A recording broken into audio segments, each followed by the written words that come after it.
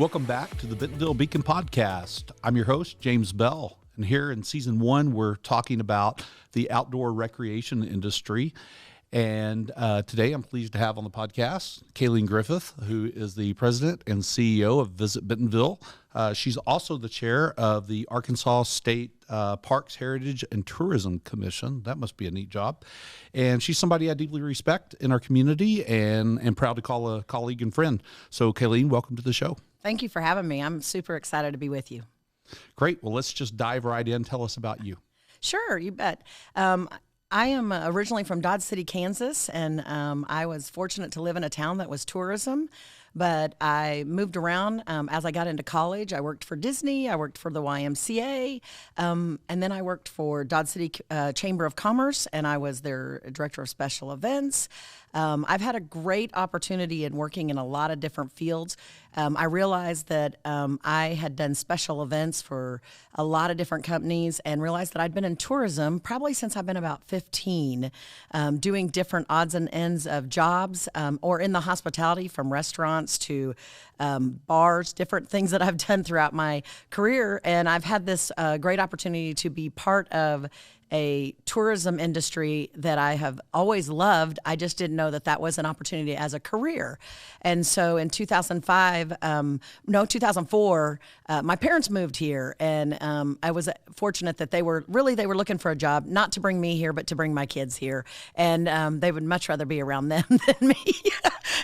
And so we had this opportunity, and I was able to interview, and everything fell into place, and I'm here in Bentonville and loving it. That's great. So you were just, I didn't tell you I was going to say anything about this, but congratulations. You were just awarded Tourism Person of the Year in Arkansas. I think last year you were Influencer of the Year. You have all these awards that you're adding to your wall, I guess. That must be pretty neat. Thank you for your service to our community and to the state.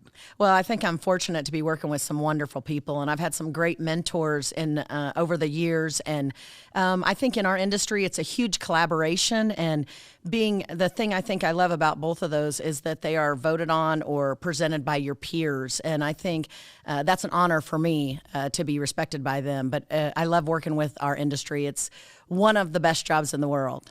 That's great. So why Bentonville? I think you told us how you got here, but why have you stayed? Yeah, sure. Well, what I love about it is the people. Hands down, I'm fortunate that within about 3 to 5 months, I felt like this was home. The people made us feel welcome. Our family was very welcome, but my parents were here, my siblings were here, so we were all here. So of course it's family, but I felt like the people that were here made me feel welcome and part of their families. And I think that was the kind of the key initially. I think what has even extended that stay to 17 years is that we have innovation going on and creativity and progress that every day is a new day, and we have this great opportunity, and I have this great opportunity to be part of it. Visit Bentonville gets to be part of a lot of the initiatives that are going on in our industry, and it is one of those things that it's kind of exciting, but it's also invigorating to kind of move forward in that. And so every day is a great day, and to be here, and we get to support what's going on. Absolutely. You know, that you said at the beginning how you were immediately welcomed into the community. I mean, we landed here in December of 2020. Everybody was still, right, masked up, locked down, not really having any events. And even in that time, we felt that same welcoming of the community. And I thought that was pretty neat because I've lived all over the country and have never really felt that in that way. I immediately felt part of the family. And I'm blown away every day just driving around. There's always some sort of new construction happening. There's always some kind of new company coming to town, people everywhere. It's amazing. Yes. So 2005, you've been here a bit. Yeah. It's like you're a native. Yeah, kind of. I feel like it. Yeah. What changes have you seen in Bentonville in that time? And just to give the audience an idea, 2005, what was the population? 21,000. Wow. And so now we're at about 55,000. Yes. Yeah. So I think the biggest change from a tourism's perspective, and then I'll look at it from a community's perspective, but the tourism perspective is we were really a pass-through destination. We really had the only thing was the Five and Dime, Walmart Five and Dime, and people wanted to see that museum. And of course, we were always a corporate destination. For years, we've been that corporate destination. So we did not have a large tourism product in our community. And I think that is the biggest change for me, that we went from having a pass-through destination where we were fortunate that they came into our community, maybe ate, and then they went on down the road. Now we're getting them for, and on average, a couple days, 2 to 3 nights, they can stay. The fortunate thing that we're doing even now is the people can come into Bentonville, stay in Bentonville, and you can go almost any direction within 30 to 40 minutes and have an experience of some time. So we can be a hub for them, and then they can go and kind of the spoke of their destinations to experience it. That's cool. Growing up in Arkansas, I grew up in Central Arkansas. They moved all over the country, but before I left, it was the early '90s. I don't think we ever thought about Northwest Arkansas, Yeah. And now Northwest Arkansas is really leading the state. In fact, in those days, the license tag said the land of opportunity, but the reality was there wasn't opportunity, and then it became the natural state, and now it perhaps should be changed to the land of milk and honey. It's not just the natural state, but there is so much amazing opportunity in every aspect of our lives. Can you introduce the audience to Visit Bentonville, and perhaps tell us what's different? Tell us the differences between, especially for the local folks, between Visit Bentonville and Downtown Bentonville Inc., and even us over at Bentonville Economic Development and the Greater Bentonville Area Chamber of Commerce. What's the difference? Sure. Well, I think first and foremost, we all have different missions in some form. We all work really well together, and I think that's the fortunate thing. We can be parallel, but we can also be perpendicular, but it's a positive, collaborative effort. Our job is to brand, promote, and sell Bentonville as a tourism destination. Hopefully, we're stimulating economic development. So the things we're doing and creating those storytelling opportunities of the quality of life that's happening here are going to bleed over into the economic development story, and also down to the downtown Bentonville. And we partner with all of those organizations. I think from a chamber perspective, and you're going to answer this better than I am because this is your world, but I do think that you guys are all about business retention, business recruitment, and partnering with those businesses to help elevate them within our community.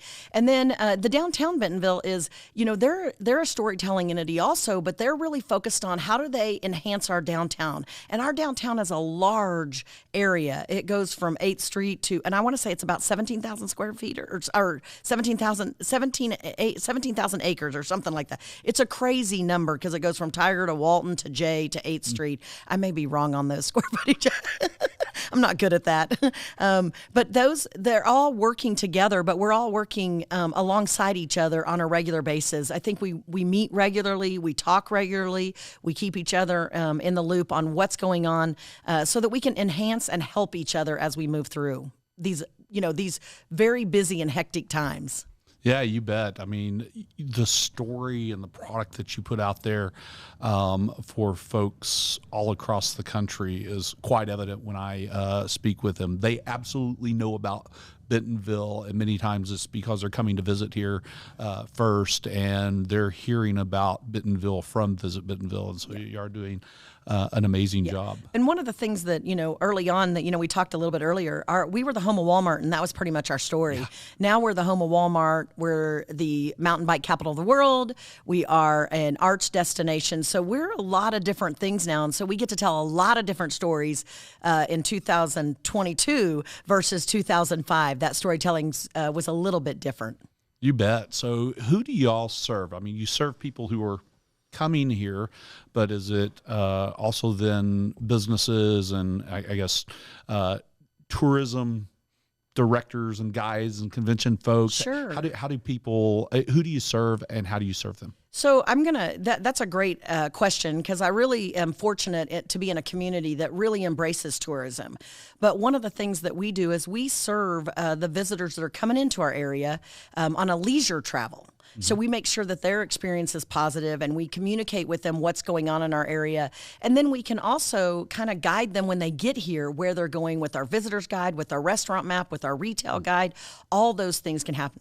But we have another side as our sales team talks to meeting planners, sports organizers, group tour operators, wedding organizers, from reunions to military reunions. We have a little bit of everything that's going on, and we're taking care of them. But I think one of the most unique experiences that our CVB or our tourism bureau folk is different than is that we invest back into our community on tourism product that enhances for our residents. And so I'll use examples of they were going to my understanding is they were looking at phase 2 for the community center, and they were going to do the 8-lane pool. Us and the school came together to invest in that. And so now we can have swim meets there all year round, and we host the 7A state, 6A state, 5A state, 3A, 2A, and 1A state swim meets at there, and the dive meets at the community pool. And then we also turfed all of our baseball and softball fields at Memorial Park. So now, since we've done that, and my understanding, and the Parks Department could correct me, we haven't canceled a tournament or a league game. We've had to delay them because of lightning, but not because of rain. We've been able to move through them with the turf, which has been a huge asset for us. Because when I came here, we had about 6 tournaments. I think we're up to a little over 20 tournaments a year, and that's a huge economic impact for us. And that's the kind of stuff that we like to see happen. So our investment into the community serves our visitors, but it also really impacts our local citizens at the same time. That's incredible. I've got to know, since we're updating some parks and I believe adding some cricket pitches, are we to expect some cricket tournaments in the future? We are. In fact, I just got an email yesterday about looking at something coming in this summer. So we're really excited when that does come, we'll see some cricket kind of events and activities that hopefully bring in people from all over the world. That's great. Well, while we're talking about events, can you tell us about some events that are coming up in the next 3 months, maybe this year? Sure. So we have the Fresh Grass Festival at the Momentary. We're really excited about that in May. The Bike Fest Festival is in June. That is brings in 6,000 to 10,000 people from all over, and really talks about cycling, brings in different product, brings in professional cyclists. So if you're into professional cyclists, you can't miss that. And then in June, we also have the Bentonville Film Festival, and that brings in films from all over the world that focus on diversity and women. And so we're really excited about those 3 festivals that are coming in the next 2 months. And they're all different audiences. So you're looking at music, you're looking at cycling, and you're looking at the film industry. So we have a lot of different things going on, and a lot of different focuses. That's wonderful. I noticed, one I'm more familiar with, but I noticed in a couple of weeks, isn't the Minority Biking Week here? Yeah, you know what? I'm sorry. Yeah. So we were working with a gentleman, Harry Hill, and we're super excited. He's so wonderful. He came with a group of people last year, just a bunch of guys that were coming in. They were all African-American riders, and it's kind of a new audience for the cycling industry. Mm-hmm. And they had about 25 to 30 of them that came in last year. They have over 100 this year coming in, and it continues to grow. But it's not just the African-American or Black. It is also minority. So they're looking at bringing in other nationalities, and so we're really excited about that. But little over 100 of those guys are going to be here next week, guys and gals. Don't want to miss that. But they'll be here next week. We're really excited, but we're looking, and it's focused on mountain biking. But he just pitched an idea that maybe focusing on gravel and road cycling also for next year, and just introducing a whole nother audience to our community and sharing that story, what's going on in our community, and enhancing it. So we're really looking forward to that next week. Yeah, that's really exciting. I've noticed since I've been here that one of the things that's a really big deal about Bentonville that we've really built around is accessibility, things like mountain biking to people who've never experienced it, or whole different groups of people who haven't experienced it, but other aspects of the outdoors and just living in culture in much the same way. I'd love to hear more about that if you have any thoughts on it. Yeah, I think cycling is our biggest draw right now with arts and then, of course, the corporate world. But cycling, being that it's the outdoors, and I think in the last 2 years with COVID, people were looking for alternative activities that are very safe. And I think cycling and hiking and running were all avenues that we could go. We were fortunate with the trails that we've been building in the last 10 years. It just enhanced our visitor at that time. We had our numbers almost doubled in the usage of our trails. People from all over the world came to ride our trails. It's one of those things about the outdoors and tourism that are going together. We're fortunate that the state has recently in 2021 adopted an outdoor recreation department.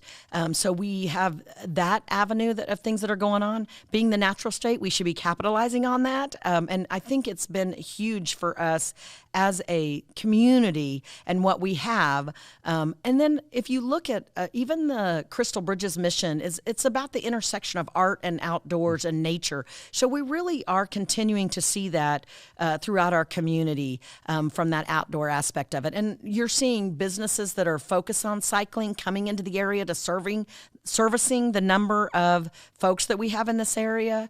And we want to continue to do that.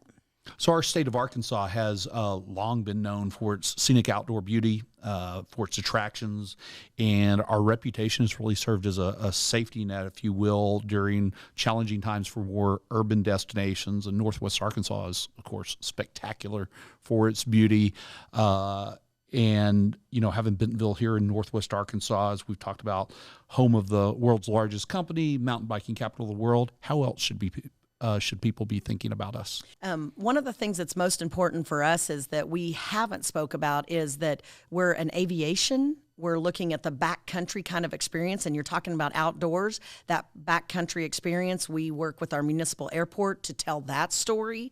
And that's not just a local Bentonville, that's a statewide story. We have some of the most beautiful, being part of the Ozarks, and, of course, we're the Oz brand. It is a huge asset for us. But we're really looking at, with the arts and the cycling and the outdoors, that's intersecting throughout our trail system, within the museum, and the vision that you get when you go to the museum. No museum has as many windows as a Crystal Bridges museum has. And then you're also looking at the culinary experience, where it's from the farm to the table type of experience. A lot of our restaurants are locally owned. So we have this really great opportunity that we're capitalizing our nature and our natural beauty that we already have, not just from looks, but also from taste. And I think we have that opportunity that we need to continue to capitalize on that. Yeah, it really is unique. I've been around a lot of places, and this town in particular doesn't really have that many, I'll call it the chain restaurants. No. They really are local restaurants, and many different unique restaurants, and I absolutely love it because I love food. Yeah, for sure. I love great food. As I mentioned at the top of the show, the Bentonville Beacon first season really leans into the outdoor recreation industry. Will you give us your pitch on why people should come here to Bentonville and Northwest Arkansas to experience the outdoors? How is it different from the rest of the country? Yeah. Well, I think one of the things that I talked about right early on, why I love the area, is the people. That is the number one compliment we get. If you're here for the cycling, you get an experience where everybody in our community has adopted that cycling culture or that cycling initiative that we have pushed through for our community. And we want to continue to do that. But I think the people are really what makes the experience unique. But if you're on a bike, you don't have to get in a car. You can rent a Airbnb, you can get to your hotel. Our trail system weaves throughout our community, and you get this great experience. So you can get on a bike, you can go ride on the trails, you can do paved or single track, you can go eat breakfast, go ride, come back, eat dinner, go ride. You can even stop in your biking gear, head out to Crystal Bridges, go to the Native American Museum, take the kids to the Amazium. Nobody thinks anything of it if you're in your bike gear and going into the museum. It's just part of our our world right now, and we want to continue to support that. But I think that's what makes our experience unique. I have a friend here from Illinois this week, and he walked in and he goes, I have never seen so many people. He goes, but every single person has talked to us, visited with us, told us what to do, given us ideas, additional things. And it's the experience that you get. It's kind of like we moved here and we stayed here because we feel like family. We make others feel like that, which then turns around, and I think there's a question coming, or I'm going to answer it, is that people then turn around and want to move here because they want that experience every day, because we're getting it every day when we live here. Yeah, you bet. Okay, so people, since you just prompted me there, people come and visit Bentonville. How often do they send for their things? Yeah. Or how often do they come back and just live here? Yeah, well, I laugh about this because I always tell people that I'm just going to say a number, and I don't have a number. I need some study done or research done. But I think when we have festivals and events that we're bringing in, we bring in about 60 to 70 sporting events into the area every year. Prior to COVID, it slowed down 20 and 21, but we're getting back up there. We've done about 30 cycling events every year that we're involved in. So over 100 events. And I would say that approximately 2%, and this is just me kind of guessing, there is no official data, is that about 2% are people looking for houses or they move here within a year to 2 years. We have people that move here without jobs. We have people that have bought houses here because they come and visit so often, and they stay here and they rent it as an Airbnb, and then they live here kind of, on and off until they're ready to make it their final destination. So we're seeing that on a regular basis. And I mean, I think the last number I heard, and you may correct me, 33 people a day approximately are moving into the area, and it's the whole Northwest Arkansas. But that's the benefit of it, is that we are like I call us a mini metro. I've never heard that before, but I'm making it up, because we don't have one metropolitan city that leads our effort. We have 5 wonderful communities at 49 that really lead our effort. And so we don't have one city doing it. We're getting to work together as all smaller communities. And then we get to kind of come together as one to invite people into our area. And, you go from one to the other and you can get there in 25 to 35 minutes at the most. If you know where you're going and maybe drive a little bit faster, you might be one end to the other. But from that perspective, so you do have that opportunity to really enjoy the community, and we're all a little bit unique. So you can kind of come here and have different experiences in every community and still really love the area. It really is like that. I've lived in some other places. I think I went from Central Arkansas to I went to New Orleans, Nashville, Chicago, Denver, Memphis, and then finally came home to stay. Yeah. And I think about places like Chicago, which has all these suburbs around it and different unique neighborhoods. And when you go up I-49, it really is just like that. You're going to these different unique neighborhoods, and there's something there for absolutely everybody, and always a new experience. And our bonus is that we have some wonderful outlying communities like Gentry, Siloam Springs, Eureka Springs, that you can go and visit and still get a wonderful experience. And they're really part of our family. They're just off 49.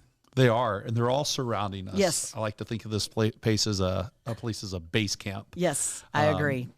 So this is truly an amazing place with the experience in the outdoors. We talk about the middle of the country being the only thing going for that type of experience in the outdoors. I mean, other than snow and going to the ocean, we have it all. And really, we are the only place in the middle of the country that has all of those aspects in one place. The quality of life is amazing. I would say arguably better than anywhere else that you'll find. I challenge somebody to top the quality of life here. What should we be telling remote workers and business leaders about this place from that perspective? Sure. I think one of the things that I learned early on in this opportunity that I've had here is that we have so many different things going on and so many different people that are investing in our community and supporting the initiatives that are going on, that I think a door could be open to anybody that is looking for things that are going on with the cycling industry. Doors should be opening for the arts industry. How do you look at what's going on in the culinary? If you have a restaurant idea or something, it is possibly an opportunity here that it's more viable than in some destinations. I think aviation, if you have a passion for aviation, there are so many things going on that are going to be new and exciting for us in this area. And we have our municipal airports like no other municipal airport in any other city. And I can boost that, and very, very proudly, I love it at Thaden Fieldhouse. And then I also think that one of the fastest growing things that we have going right now is our music. It's starting to grow in this area. We didn't have a lot of music destinations. Fayetteville does a great job of this, and so and Rogers does a phenomenal job with the AMP, but Bentonville is kind of grabbing hold of it and slowly growing, and it's more of that local artist. We're focusing on that kind of aspect of things. And then I think the last thing that people don't get to see every day, and we don't probably talk about on is the film production that's starting to happen. The Bentonville Film Festival kind of opened up a door for us, for producers and directors looking at our area in Northwest Arkansas as a great place to film. So in those 6 areas of interest, those are all things that are growing quickly and growing very fast. If you have something that you're looking at from those, and I'm looking at it from a tourism standpoint, I think you could go into more about the technology type of things that are going on, that really the technology things do support our industry very much so. We can continue to see that. I think our hospitality industry, if you're looking for a job or something in that industry, you have that opportunity. And going from a waitress to a hotel front desk to Disney as a lifeguard to the YMCA, all of those opportunities are here. You can find something in the tourism and hospitality industry. If that's an industry that you're looking for, we have the jobs for you. There's so much to capitalize on in this region, and there's so many things that are changing right now. New businesses coming in, new industries, expanding on these industries that you've talked about. I've heard the number recently, again, of 10,000 plus jobs open across the 2 counties that we call Northwest Arkansas. A couple of thousand of those are technology jobs. Yes. Come on over. There's just so much going on, and I'm really excited about, what that means, not just for now, but for the future. Kalene, let's say a business leader or entrepreneur or remote worker is listening right now, and you've really piqued their interest. What's the next step they should take? Well, I think the most important thing is to do your research. We'd love for you to visit, and I think James or myself would be more than happy to help you. We want to make sure that you feel welcome when you come, and if there's people that you want to be introduced to, or there's someone that we can help you meet, that's what our job is. I think I always tell people that we're that middleman in a lot of situations. We're always inviting you to our community. I say that we're kind of like the community's party planner.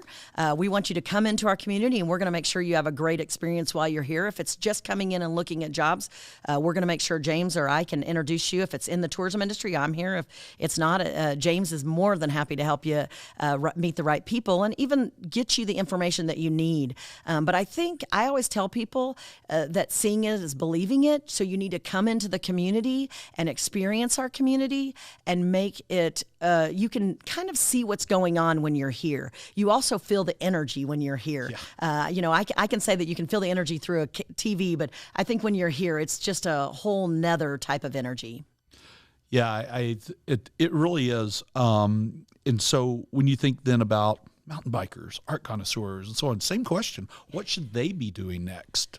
Well, I think first and foremost, I still think they've got to come here to see it and experience it and understand it. Those guys are exactly the folks that we're looking for. We want them to be in our community. There's this creative economy that we're working on here. Cash is a local organization that if you're looking at the arts, music, performance, visual, they are a great resource. But I think we continue to build on that by showing what we have going on. But I think we're here. I think still, it's about the people. We're here to help. And I think that's the most important thing. We have numerous communities coming in.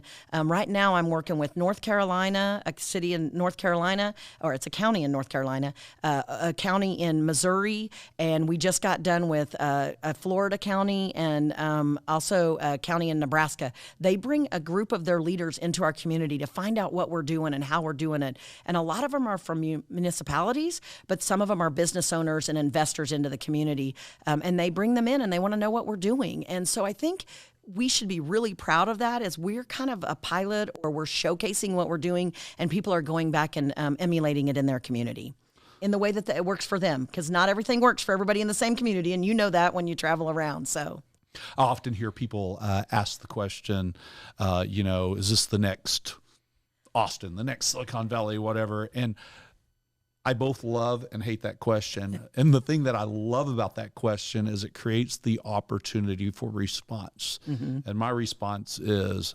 absolutely not. There are many things we can learn from these places, but what we should aspire to be is the next best version of us, and keep doing that. And that's how this place has been built, by being the next best version of us. Yeah, and I agree with you on that. I think the big thing for me is that all of those destinations, like in Austin, there are a lot of things that Austin did well, and we can capitalize on those things that do well. And we have a great relationship with their tourism department. We have a great relationship with their community. We took people down there to Austin to look at them a few years ago, and they told us the things that went well. They also gave us that insight that we're not going to have to learn of things that didn't go well, so we could kind of make that work, and it really works out well for us. But we're fortunate, I think, in our industry, I think in the chamber world, in the tourism world, that we can pick up the phone and say, hey, what's going well in your community? And we can kind of learn from each other. And I think we're fortunate from that perspective. But I do think Bentonville is a unique, aspect of a city. And I'm very proud of how our city works well together. And I'm just going to give you an example. I've been in this job for 17 years, and every single Monday for 17 years, there's a group of us that meets, and that goes from the mayor to the chamber president to myself to the Downtown Association to the Walton Family Foundation to Walmart to our Crystal Bridges to Amazium to our superintendent of our schools, and we talk about what's going on in our community. It's a 1-hour meeting. You think about it, it started out with 3 people, and now it has, I think, 13. And we talk about what's going on, and we have this really great opportunity. We work really well together, and not all communities are allowed to that. And we're all sitting at the table telling our concerns, telling the successes, and also talking about some of the challenges and how we can support each other. And I think that is what has made Bentonville's leadership unique, but very, very successful. I actually got goosebumps when you said that, when you said 17 years and then started going down this amazing list of folks that in most any place would be difficult to get in one room, difficult at best to get them in one room, and to hear that they're all working together in this way. And that's the thing I've noticed in this community, whether formally or informally, we're always walking in that same direction toward growth. And maybe I'll tell you a couple of stories too. But so while you're thinking about the story, I'm gonna share a couple with you. But I want you to tell me a story, an interesting story that sort of encompasses, or like Bentonville. Like, this is the essence of what is Bentonville. And I'll tell you from an economic development perspective of what those look like, of people coming here. There's a company we were working with when I was here early on. In Wisconsin, and they were talking, the CEO was talking about coming here. We kept having these conversations about what that would look like. And then he ghosted me for a month. And I thought, what is going on? And then somebody sent me a text, and it was a picture of their vehicle in town, and said, are you familiar with this? And so I sent the guy a text. He said, oh man, he goes, I've been so busy. I finally just came on down. I've been living out of my truck for a month. Yeah. I'm still looking for that place to live, but I had to be there. Met another couple who had a restaurant in Northern California. It's sort of a Tex-Mex barbecue restaurant. They're still looking around here, but they had moved from Texas to Northern California. When I say Northern California, I mean north of San Francisco, yeah. True Northern California, almost Oregon. And they were doing, I looked them up online, they were doing really well. They had these amazing reviews, and they just couldn't take it anymore. They're like, we're done with California. We can't do this here anymore. We have to do something different. And they were on their way back to Texas, and an uncle or a cousin or somebody called them, and they were having this conversation about what they were going to do next. And they said, hey, have you been to Arkansas lately? And they said, Arkansas? No. Have you been to Northwest Arkansas lately? I said, Northwest Arkansas? Absolutely not. I don't know why I'd go there. I don't know anything about the place. They said, you've got to go check it out. And so they said, they detoured. And they said, we've been here for 3 months. And we're staying, and we're going to build a restaurant, and we're going to buy a house, and we just can't leave. We got here when we were blown away. And so we're looking for this place in Bentonville to put this restaurant, or if not Bentonville, somewhere else in Northwest Arkansas. But those two stories aren't that unusual. I keep hearing them over and over again. I'm just blown away that happens. Yep.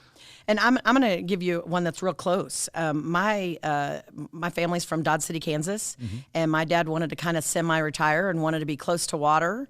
And he was looking at hot springs, and he's was a chiropractor. And then my brother just graduated from college, and somebody said, hey, you should look at Northwest Arkansas if you're going to go with your son. It's really progressive and a lot's going on. And this was in 2004. And my dad came up for one weekend. He'd been going to hot springs for about 5 or 6 years, spends a week there visiting with different doctors, seeing what's going on, connecting with a lot of different people. Came here for one weekend and chose to come to Northwest Arkansas 18 years ago, and they've been here ever since. My father's, passed away since then, but my brother's here, my sister's here, and I'm here. And we have one sibling that was here for a while and now in Oklahoma, but close enough. But that's one of the stories. The other one is that I was fortunate that I had somebody call me. They'd been in the tourism industry. They were calling me and asking me about moving to the area. They had 5 cities on their radar. I went and had coffee with them and just visited about the community and what was going on. And they chose from our city, and I'm not sure if all the cities, it was San Diego, I think somewhere else in California, Austin, and I can't remember, it might have been a Florida community, but they were looking at us, and Bentonville was in that list, and they chose here, and they're still here, and they're doing very well in the community and very engaged in the community. So I think those are the kind of stories that are happening. I think it's also, I look at January for us, I think we had almost around 20 requests for proposals, RFPs, of events coming to our area that COVID has kind of displaced a lot of events, like they couldn't book in the city that they were supposed to go into, or they're going to go into them the next city. So people are looking to come to Bentonville from different communities, different organizations, and we did over 20 RFPs in January.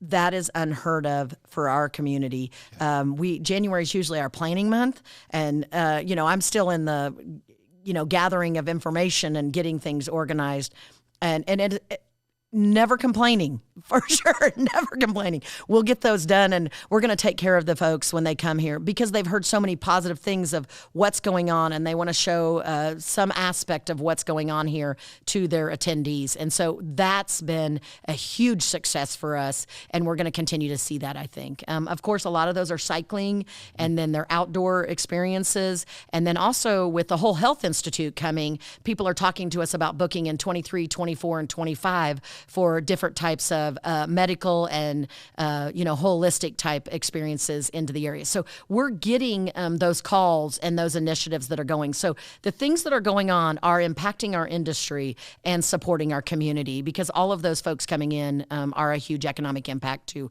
our restaurants, to our retail. It brings in new dollars to our community is how I use it. Absolutely. We really do punch above our body weight, well above our body weight. They're going to have to move us up in the weight class, I guess. But when we go over that 50,000 population, I think it puts us up into the next weight classes, from my understanding. Absolutely. I'm always amazed to hear people talk about, like, you just listed off a number of cities that are these ginormous places, and then little old Bentonville. Yeah. And I've also noticed that in businesses throughout our community, that is not unusual. Starting in the entrepreneurial space, for example, one of the most prolific investors in the world in the early stage space is Plug and Play. Mm-hmm. And they're in these giant cities all over the world. And Bentonville, you go downtown and you see the 21C Museum Hotel, and they're in these large cities across the country. And Bentonville, there's another hotel coming downtown that I noticed their locations are in places like New York, and I think there was a Miami location in Philadelphia and Lisbon and Bentonville. Yeah. And I keep seeing this theme over and over again, and it's amazing. I think the daily increase of people moving here really does have an impact, and it enhances that experience for those folks to even look at us as a possible destination. Somebody like a Top Golf that was talked to years ago and said, we don't have the population, and now you see them here in Rogers. And so those are the kind of things that have happened over time. If we continue to grow, we have more opportunities for these folks to invest in our community and give back to our community. You bet. I was in another community, I won't say who they are, that tried to attract a Top Golf for a long time, and they were never successful, and they definitely had the population to support it. And so that's one of the things as I was driving up I-49 when I came up for my interview back, in 2020, that I had not spent that much time driving up 49. When I noticed Top Golf, I thought, well, that's really interesting. Something's really happening here. Just I don't know why that particular place made me think that, but it's just more of the same, the unexpected. We're always delivering more than expected. What should I have asked you that I didn't? Oh, I think that you did a great job, James. Thank you. I think for us is, we want to continue to support what's going on in our community, and how we do that is through partnerships. And I think one of the things that we forget to tell people is that, we work together, our three organizations, but we work with the school system, we work with the museums, we work with the hotels, and we can't do our job without those people. So I always tell them that they're an extension of our business, but they're also we're an extension of their business. And so we want to make sure that, we can't do our job without the people here in our community supporting us. And I think that sometimes we forget to tell them thank you, and and also giving them that option to be part of this initiatives of all the positive things that are going on in our community. And we can't thank the people that invest in our community enough. We can't think of the people that are moving in and investing in our community. It continues to be a huge asset for us. And I always take the time on the podcasts or even when I'm speaking just to thank those folks, because we couldn't do this. We're a team, as I always say. It takes a lot more than just one person. Right. I mean, you're absolutely right. And I want to plug our schools for a moment since you brought them up. Sure. We have a 21-month-old boy at home, so he's a little ways out from, going to school. But I'm really looking forward to it. So I went to niche.com, was looking up some school rankings and the such, discovered our school district is ranked in the top 2.3% in the nation. Yep. And I have a 21 and a 22-year-old that are out of school, and my daughter's in college. And just recently she said, Mom, our high school prepared me for college. I am more prepared than I think a lot of the students, because a lot of them were saying, hey, how are you studying? What are you doing? And she just kind of said, here's what I did when I was in high school, because this is what they taught me how to study. And she's a 4.0 student. She's on her senior year, and she's had 4.0 every year. And I give that kudos to the Bentonville High School and the Bentonville Public Schools, because we couldn't have done it without them. They are top notch. Well, funny you say that, because the next stat I had for you is that we have 2 high schools ranked in the top 4% of the nation. And I may get these numbers flipped here, but it doesn't matter. It's close enough. It's let's see, there was 1 middle school ranked in the top 3%, and then something like 6 elementary schools ranked in the top 2 or 3%. It's hard to believe, and so kudos to Dr. Jones and the school district for the amazing work that they do. Okay, I've got one more question I didn't tell you about. great. This one Okay. is straight out of left field. Okay. It's one of my favorite questions to ask people. And I'll give you an example, so I'll give you a moment to think about it. But if you could pick one superpower that you could have, but it came with a limitation, what would it be? And mine would be, I believe, that if I were watching a sporting event, that I could pick up my remote and press a button and be transported into the arena or stadium. I mean, right now on Thursday, I would love to be transported into the stadium in San Francisco to see Arkansas take on sure. Gonzaga. But the limitation would be that it would also, I would have to take a guest, and the person I would take would absolutely hate sports and complain. You went down a wrong path, complain the whole time, but I would be there. Oh man, this is a tough question. Superpower. I would say, everybody makes fun of me that even I think my quote is Mario Andretti is that if you're not going fast enough, you're moving too slow, kind of thing. I think it would be speed, because I want to get as much done as I can and be involved in as many things as I can be, because I love people. I love to be around people. I think a limitation would be, I don't know what my limitation would be on speed. I think because I'd want to be able to stop, and I don't know that I don't stop now quick enough to do it. I'm not thinking what my limitation would be. I don't know what I have on a limitation. I want to make sure that I'm involved with everything as I can, and I like to bring people along with me. So there's that is probably my superpower. I want to bring people along as fast as we can go and get things done. Probably for me, it would be that I need to slow down. It's not a limitation. It's more of a reality. I need to slow down and kind of take it all in. So I think I can try to mix that a little bit. I'm not giving you a limitation because I don't really want a limitation. maybe your limitation then would be that at any given point in the journey, one time a month, that everything would come to a screeching halt for like an hour, and you had absolutely no choice as to when that hour came. Yeah. Oh, that might be a good limitation, and I might enjoy that limitation. And for me, that limitation would drive me nuts. I might enjoy 1 hour. So, Kalene, if folks like what they heard today from you, what's the best way to reach you and Visit Bentonville? Sure. You can see us at visitbentonville.com on our website. We're on all social media, from LinkedIn to Facebook, and it's all Visit Bentonville. To Twitter, we're all social media options. So please feel free to join us. Check out. It keeps you in the loop of what's going on, and hopefully we'll keep you up to date on the events, but also what additional new exciting things that are happening in the area. Perfect. So, Kalene, thank you for spending time with us today. I really enjoyed this conversation. And to our audience out there, if you enjoy what you've heard today, please hit that subscribe button on your favorite podcast player. And also, in addition to visiting Visit Bentonville, visit BentonvilleEconomicDevelopment.com, where you'll also find these podcasts and learn a lot more about the area, especially from a business perspective, or if you're a remote worker looking for a new place to call home, do that as well. Thank you again, and see you next time.